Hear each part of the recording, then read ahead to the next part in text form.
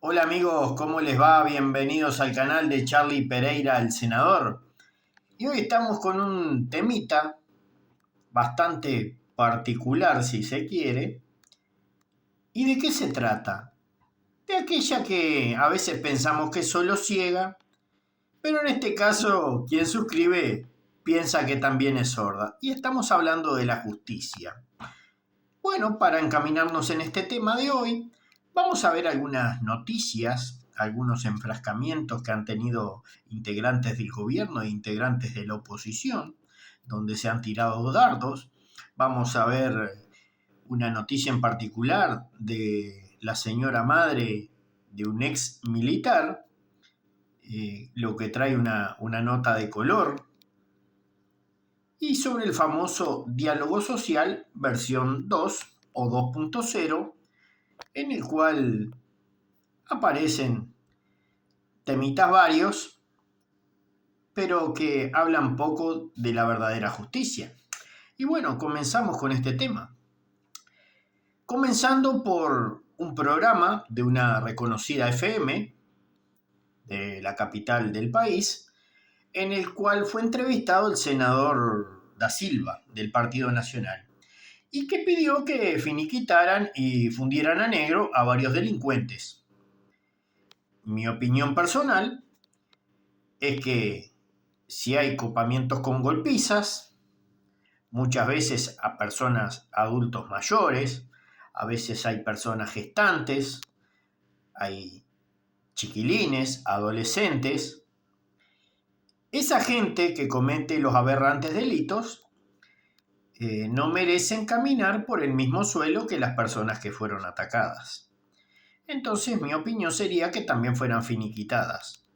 Porque si bien no estamos en el antiguo Egipto para la ley del talión, pero mucha de esta gente ya está jugada, porque si se entra a su domicilio, donde es un lugar sagrado e inviolable, lo dice nuestra constitución, y nuestras leyes así lo respaldan, si esta gente no respeta a conciencia, no es por desconocimiento, bueno, tampoco hay que defenderlos, porque si estos que salen a defenderlos porque los derechos humanos, y bueno, los derechos humanos, y mire que no soy de Bukele, Bukele es demasiado flojito, los tiene guardados y les da comida.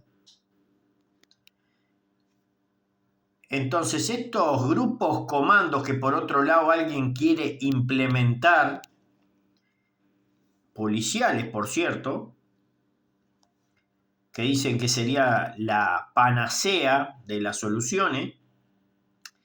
También le quiero decir al ministro Da Silva que no es panacea ninguna, ni es una solución rutinaria a su problema de seguridad. ¿Por qué? Porque la policía realiza cierto tipo de operativos, usa cierto tipo de armamentos, pero no es especialista en las situaciones que hay hoy en día. Lo cual nos trae al tema de que mucha gente no queremos que los militares salgan a la calle. ¿Y por qué digo esto? Porque una solución posible para estos temas sería seguir profesionalizando a la policía, no al policía de a pie común, sino al policía especial, llámese Guardia Republicana, llámese Guardia de Coraceros, aquellos que son un paso más arriba dentro de las jerarquías policiales. Dentro del ámbito policial, aquellos que tienen un entrenamiento un poco más especializado. Bien, tendrían que tenerlo más aún. Lo que sería para una zona de alta conflictividad, el entrenamiento militarizado, como si fuera un bope brasileño. ¿Me explico? La Brigada de Operaciones Policiales Especiales de Brasil es un claro ejemplo de cómo se debe operar con este tipo de fuerzas especiales. Son especialistas en combates urbanos. Y esta gente que supera en armamento muchas veces a nuestros policías, los cuales yo admiro y defiendo en la medida de mis posibilidades, pienso que no están en condiciones de hacer un enfrentamiento directo contra este tipo de criminalidad. Después se habla, mire, hablando de más justicia, otro punto, que se habla de la bajada de la pobreza infantil, no sé qué, no sé cuánto. Bueno, yo les voy a contar algo. Aquellos que hablan de que van a bajar la pobreza infantil un 25%, tuvieron la mejor posibilidad a partir del año 2005, cuando los mercados nos daban a nosotros, los uruguayos, las mejores posibilidades. Sí, fue así, literal. Teníamos para hacer de vuelta la Suiza de América. ¿Qué hicimos? Y vendimos 65.500 millones de dólares en bonos. No bajó la pobreza infantil, ni 25 ni 50, que podía haber bajado el 100%. Lo cual nos lleva a pensar que o eran muy incapaces en aquel momento o eran unos mentirosos radicales como pienso que son. Porque no hay interés de bajar nada de pobreza infantil, la cual no es pobreza infantil, es pobreza familiar. Porque si usted fomenta, dice que va a hacer una transferencia a un niño, es mentira. Los niños no reciben transferencias. Usted paga por los niños a un adulto, que es diferente. Es el que le maneja, que es quien tiene su patria potestad. Si usted es menor, el adulto, obviamente, es quien va a gestionar. Si usted lo tiene quietito, perdiendo la dignidad, y en vez de generarle un trabajo digno, y dice que si tiene 3 hijos le va a dar 30.000 pesos, 10.000 por cada uno, vamos a especificar porque esta gente no es muy adicta a los números, usted lo que está generando es pobre, dependiente de usted, Estado. Yo en mi caso, teniendo varios hijos, no quiero que el Estado me mantenga. No, señor. ¿Usted quiere ayudarme? Deme un trabajo, que después yo me revuelvo. Si tanto me quiere ayudar, deme un trabajo digno, que yo me la voy a ganar por mi cuenta. Y es la realidad. Después salió el señor presidente del Frente Amplio, Fernando Pereira, y dijo que en vez de ayudar a la gente, lo que dijo Da Silva es nada más y nada menos que es como un objetivo electoral. Pero habiendo dicho lo anterior, ¿le parece a Fernando Pereira que es correcto lo que dijo? Y pidió que el expresidente se expresara. ¿Por qué? ¿Por qué lo van a subir a la palestra? El otro ni está. No está ni se le espera. El otro, si quiere volver, que vuelva para 2029. Por ahora ya tienen un gobierno, que es el de ustedes, el del Frente Amplio. En todo caso, le vamos a pedir cuenta al presidente que está. Al otro no está ni se le espera, no lo queremos. Que quede por allá tranquilo, que se prepare, si quiere campaña, que se prepare, que después vamos a ver, después lo vamos a atender de vuelta. Porque parecería que los políticos, desgraciadamente en nuestro querido Uruguay, viven en lo que podríamos llamar una intemperie de carácter glacial perpetua. ¿Por qué? Porque se dice que cuando uno está bajo inclemencias temporales adversas de frío intenso, como si viviéramos en una zona escandinava, el pensar con claridad no se logra. Nada más y nada menos que eso.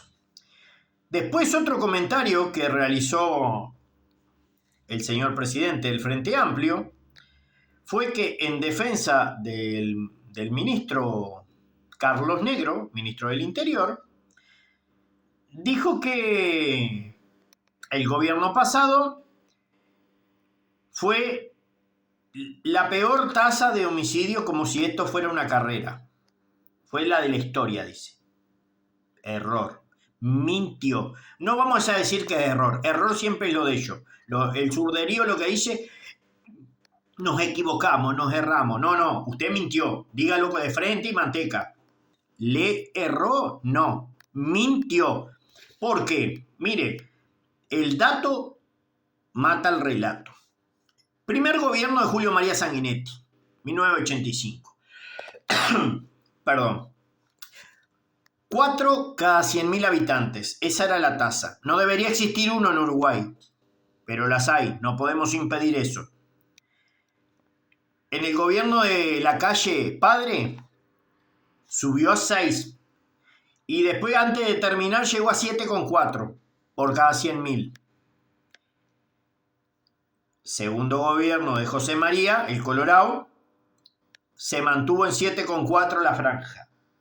Después, en el gobierno de Valle, ¿sí?, en la época decadente del Uruguay, en el 2002 por ahí, bajó. Había más pobreza y bajó la tasa de homicidio. O sea que la pobreza no indica que tengamos que andarnos matando entre todos, finiquitándonos. Bueno, fue 5,7. En el primer gobierno de Tabaré se mantuvo estable en 6 cada 100.000. En el gobierno del Libertador, José Pepe Mujica, subió a 10. En el segundo gobierno de Tabaré Vázquez empezó en 12 y terminó en 14 cada 100.000. En el del gobierno de Lacalle Pou, cuando estuvo este señor, que para mí uno de los mejores ministros, el resto relleno, Larrañaga, logró bajarlo a 11,2, después a 10,8 y después a 10,3, y venía en franco descenso. En el gobierno de Orsi tomó en 10,3, 2025, y ahora va en 15, en franco aumento.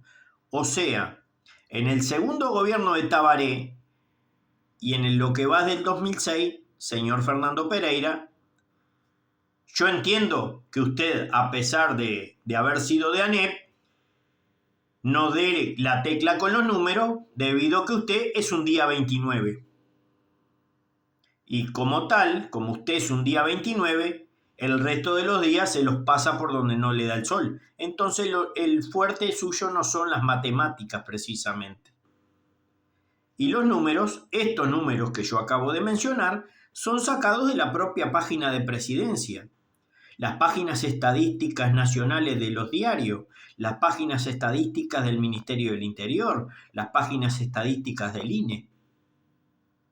O sea, usted mintió. Y como la gente tiene memoria de pez de corta duración, le perdona eso. Pero algunos que somos unos idiotas y todavía leemos y hacemos comparativos de notas y de números y de letras, le descubrimos la mentira. ¿Vio dónde está la justicia? Por otro lado, el famoso diálogo social 2. Otra vez el embrollo. Yo quiero saber por qué esos 250 millones de dólares, donde hay varios actores políticos y no políticos, están hablando que es para que el secretario de Presidencia comience a hacer su campaña política rumbo a 2029. No quisiera ser mal pensado igual que esa gente. Pero está. Dicen que ese diálogo social es un timo, es el cuento del tío, es el famoso booby trap, para aquellos que no saben y no tienen por qué saber. Es un término, el booby trap es un término militar acuñado en principio en la Segunda Guerra Mundial y trataba nada más y nada menos que los famosos trofeos de conflicto bélico, vamos a decirlo así por la plataforma, o los souvenirs. Usted, por ejemplo, dejaba una jarra de cantimplora, una cantimplora, una linterna, unas botas en estado bueno. Entonces el soldado que venía avanzando hacia ese enemigo que iba dejando el pozo, le dejaba el regalito y venía y dice, me encontré esto, pim, cuando manoteaba, había una sorpresita abajo. Y hacía ¡pum! Y lo fundía negro. Lo finiquitaba al toque. Eso es lo que nos están haciendo con el diálogo 2. Nos están finiquitando de a poco. Nos están haciendo la caída en la trampa cazabobo. Y es peligroso. Y después nos hablan de la gran productividad. Mire la justicia social, parte de esa justicia social. El ministro de Trabajo, otro 29, igual que el presidente del Frente Amplio, los líderes de... Nos vienen, el ministro habla de la productividad, cuando fue un 29 devenido en heraldo de la productividad. Es igual que hablar del famoso Cerro Chato, ¿no? Como esos versos que tenemos, el Cerro Pelado, en fin. Todas esas cosas que tenemos que son todas contradictorias, bueno, esto es lo mismo. Habla el heraldo de la productividad cuando toda la vida fue un 29. Después, para ir liquidando el video, que no se nos haga muy largo, sobre esta justicia que se expresa, que no hay justicia, una madre, señora madre, pero no una madre de un chiquilín, no, una madre de un ex militar. Sabemos que en Uruguay, a partir de los 18 años, es el ingreso voluntario a cualquier unidad militar, cumpliendo ciertos requisitos de física y de salud, ¿verdad? En este caso, el ex soldado, no sé su jerarquía, pero puedo entender que son todos soldados desde el general hacia abajo, en este caso es personal subalterno, pertenecía al Regimiento Mecanizado número 5, el cual está en la ciudad de Tacuarembó, o departamento de Tacuarembó, mejor dicho. Y la señora, sin conocimiento, tal vez lo único que le expresó fue el hijo, y yo le voy a hablar con propiedad a la señora madre, y que me lo desmienta el hijo, si quiere desmentirme, y yo también lo voy a atender a él. Hablan de la salud mental y hablan de las sanciones. Bueno, hay un término militar que se usa muy seguido, que es falta cometida, sanción impuesta. ¿Sí? Usted se mandó la cagada, lo pasan para adentro. Es así de fácil. Y cuanto más grave la falta, se dice, hay un artículo, lo pueden buscar porque el reglamento es público, que es el RGS 21, Reglamento General de Servicio número 21, que corresponde a la Armada y al Ejército. Y en uno de sus artículos por ahí, en las sanciones, o en la actividad pecuniaria, que es la sanción, dice, más grave será la falta cuanto mayor sea el ascendiente sobre la tropa. Es clarito. Y la señora habla de que al hijo parece que le afectó la moral y la sensibilidad. Imagínense, 11 años de servicio, no ingresó ayer. 11 años de servicio. Había dejado de ser civil hace rato. Lo habían pasado al calabozo. Bueno, yo le paso a decir a la ciudadanía que no conoce que usted cuando ingresa al ejército lo primero que hace es algo que se llama CIR, que es el Centro de Instrucción de Reclutas. Lo llevan 3 meses, le enseñan reglamento, le amoldan el cuerpo, vamos a decir así, le provocan el llamado espíritu de cuerpo, en lo de cual donde uno comete una falta y la pagan todo. Es así de clarito. ¿Está? Después dicen que, bueno, esta señora dice que el trato es injusto e es inhumano y que hay que revisarlo. Yo le voy a contar algo a la señora. En los calabozos, como ella dice, sí se retira el colchón a la mañana, y le estoy hablando con propiedad, lo retira el mismo soldado arrestado, pero no permanece todo el día encerrado como que está en una prisión. No, señor, sale a instrucción, sale a gimnasia, sale a clase, va a tiro, hace maniobra, hace tareas típicas del arma, que como usted nombró que es de una unidad mecanizada de caballería, hace maniobras de tanques, porque deduzco que por lo menos es o mecánico u operador tanquista. Era. Entonces, ¿qué quiere? ¿Que le den un desayuno a la cama? Si le impusieron una sanción de arresto riguroso, que ese es el nombre, y vendría a ser el tercer tipo de sanción, ya que el primer tipo es el apercibimiento oral o escrito, el segundo es la sanción simple, que es la incapacidad de salir de la unidad al horario de retirada hasta el toque de llamada general, que eso por lo general en las unidades es a las 18 horas, acorde a la cantidad de número de listas que tenga el sancionado. En el caso de que su hijo haya llegado a ser sargento, puede ser un poco más grave. Si es clase, algo menos, y si es soldado, es menos. Usted dice que no quería generar enfrentamiento. Bueno, ya con la emisión de la carta, usted hizo un enfrentamiento. Ya lo provocó. No es que no. Aparte, usted habla en la carta de que su hijo entró por un tema laboral, o sea que no entró por un gusto, entró por una necesidad, y habló de servir al país. Bueno, ya le voy a decir que si va a servir al país es que su hijo iba a salir de misión, ¿correcto? O sea, o salió a Haití en 11 años, o salió a la República Democrática del Congo, o salió a Altos del Golán, y en el mejor de los casos, siendo de caballería, y si es un operador tanquista o un buen chofer, podía haber ido a la compañía de transporte al Sinaí. ¿Sí? Entonces, con 11 años de servicio, ya le voy a decir que si él fue al extranjero, usted no se piense que la sanción que le puedan meter en Uruguay acá va a ser ejemplarizante con lo que le podía haber pasado en tierras ajenas. Primero, si hubiera ido a Haití, lo más probable es que si lo pasan a captura, los muchachos del City Soleil, esos muchachos le iban a hacer pasar un mal día.